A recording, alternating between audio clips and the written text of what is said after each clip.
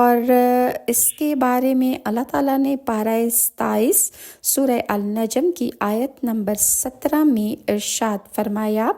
اور رسول اللہ صلی اللہ علیہ وسلم نے اللہ تعالیٰ کو اس طرح ٹکٹکی باندھ کر اللہ کا دیدار کیا کہ آنکھ نہ پھیری نہ جھپکی، اور دل میں بھی ہوش میں رہا، اور جو آنکھ نے دیکھا اس کی تصدیق کرتا رہا، جیسا کہ اللہ تعالیٰ نے سورہ نجم پارہ نمبر 27 کی آیت نمبر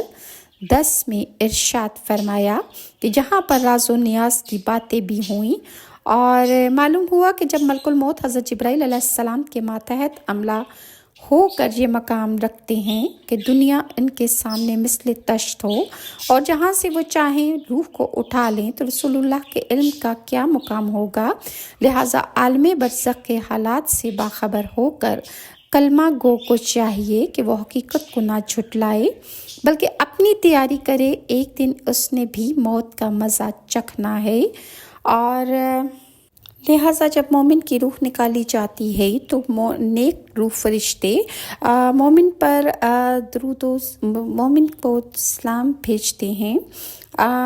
پارہ نمبر 22 سورہ احزاب کی آیت نمبر 43 تا 44 میں ارشاد خداوندی ہے، وہی ہے کہ درود بھیجتا ہے تم پر وہ اور اس کے فرشتے، کہ تمہیں اندھیریوں سے اجالے کی طرف نکالے، اور وہ مسلمانوں پر بڑا مہربان ہے۔ ان کے ملتے وقت کی دعا سلام ہے، اور ان کے لیے عزت کا ثواب تیار کر رکھا ہے۔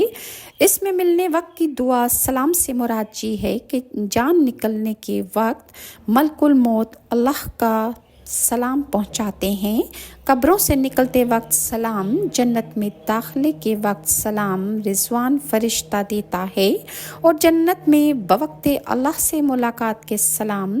اور سلام قولا من رب الرحیم، مگر کفار جہنمی ہیں، ان کو مرنے کے بعد جہنم کی سزا ہوگی۔ یہاں خطاب پہلی قسم والوں لوگوں سے ہو رہا ہے۔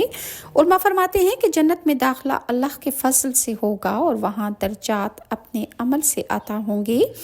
اس آیت سے معلوم ہوا کہ جس کا خاتمہ بالایمان ہو اور تقوی کے ساتھ ہو وہی کامیاب ہوا۔ ایسے مومن کو ملک الموت اور اس کے خدام فرشتے جو جان نکالتے ہیں اور جان نکالنے آتے ہیں، وہ اللہ کا سلام پیش کرتے ہیں، اور اس نیک مومن روح کو جنت کی خوشخبریاں دے کر ان کی روح قبض کرتے ہیں۔ وہ کہتے ہیں کہ خدا نے سلام بھیجا ہے اور جنت میں مقام کا پیغام لائے ہیں۔ اس سے بندہ مومن میں موت آسان ہو جاتی ہے، اور